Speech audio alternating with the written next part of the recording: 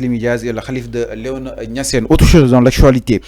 D'ailleurs, aussi sans plus tarder du côté de la régie, la session de Barthélémy de Abass Fall à la tête de la mairie de Dakar a eu une conséquence immédiate sur son avenir au sein du gouvernement.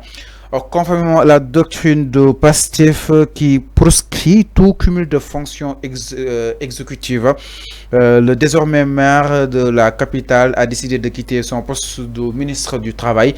Alors, nous avons acté exactement. Donc, on a une consultation entre Sonko et le président Bassirou Diomaye Diakhar Faye. Le cas de Abass Fall désormais réglé au sein du nouveau gouvernement. Donc, selon des informations, il y a une libération morale.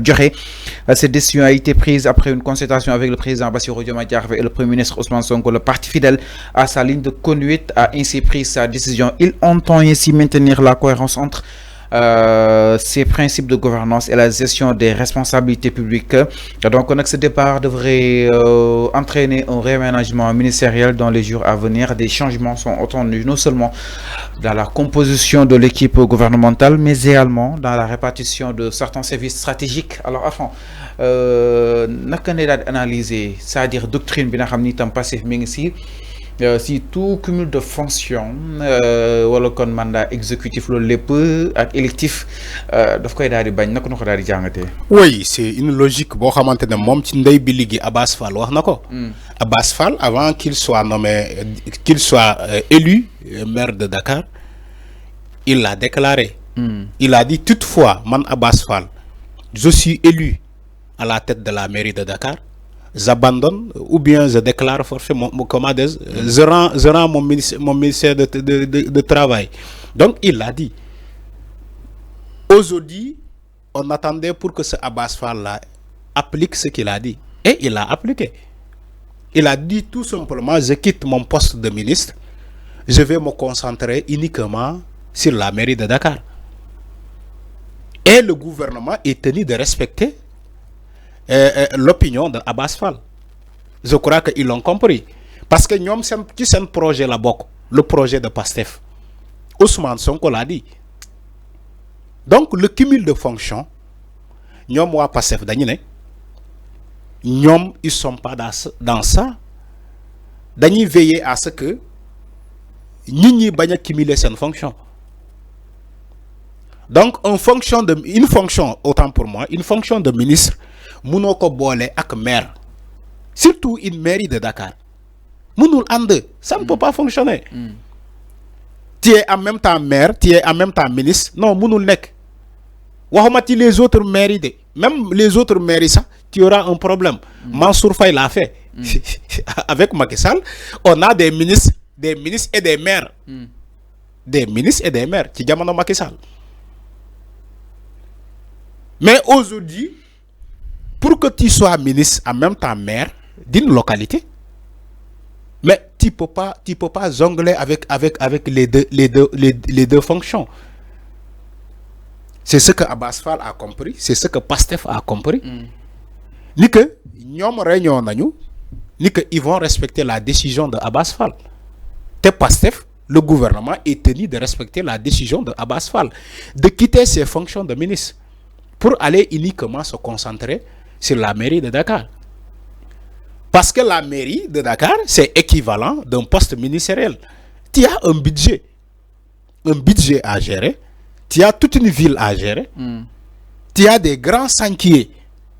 Parce que la mairie de Dakar, quand même, traîne des chantiers. Tu as de grands chantiers à réaliser.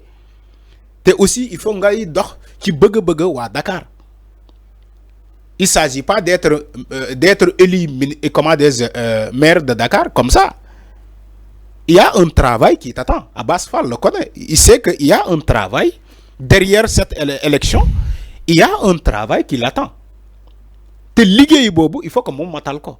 Te liggéey bobu, il faut que mu def ba Dakar way xamni que luñu doon xaar ci le maire de Dakar Abass Fall mo koy matal.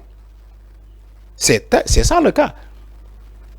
Donc, on est tenu de respecter la décision de Abass Fall. Tout le monde dans Pastef. Parce que tu sais un slogan là-bas. Le cumul de fonctions.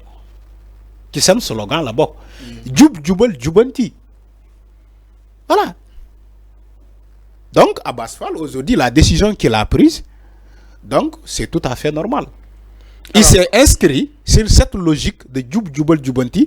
Il s'est inscrit aussi sur cette logique de cumul de fonctions. Il y a Pastef dañ koy bannir.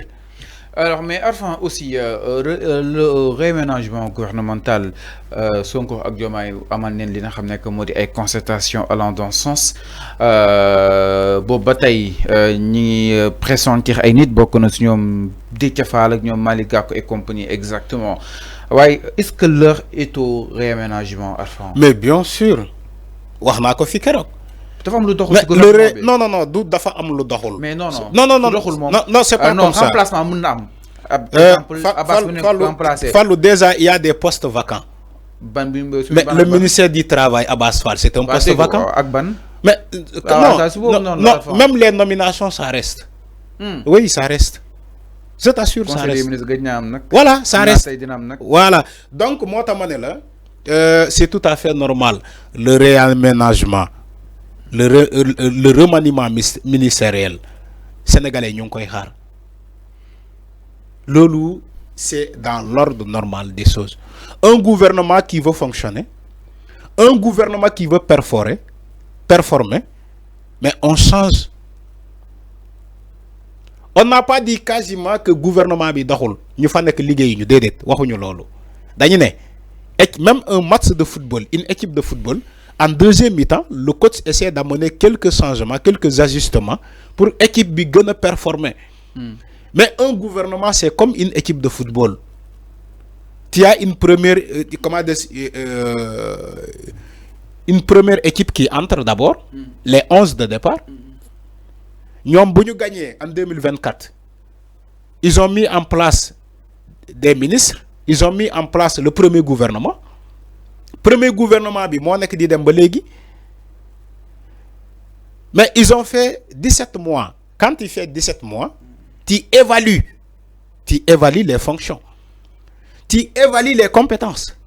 Tu évalues aussi le fonctionnement de l'administration, le fonctionnement du gouvernement. Tu aussi évalues le fonctionnement de chaque ministre.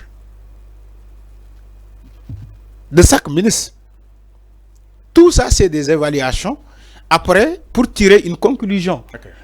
Où est-ce que ça va? Où est-ce que ça ne va pas? Nyakul Ousmane Sonko, il a dit ci benen jotay waxona ko fi. Ñom xamnañu fan mo doxul. Xamnañu tamit aussi fan mo dox. Légui fu doxul nonu, fofu lañu né il faut que ñu remplacer ay éléments. Waxuma ñu dak ay ministre dédét dama né bu féké ministre diw ak ministre diw fonctionné wul comme normalement, lu ñu bëgg mu fonctionner, il faut que ñu remplacer ces ministres là. Ñu yobul len fenen, ñeneen ñëw remplacer len ci ministère yoyu. Comme on le dit, appelé à d'autres fonctions. Mais c'est comme ça. Fallo réaménagement ou bien remaniement ministériel du dox ci ay sentiments. C'est pas des sentiments.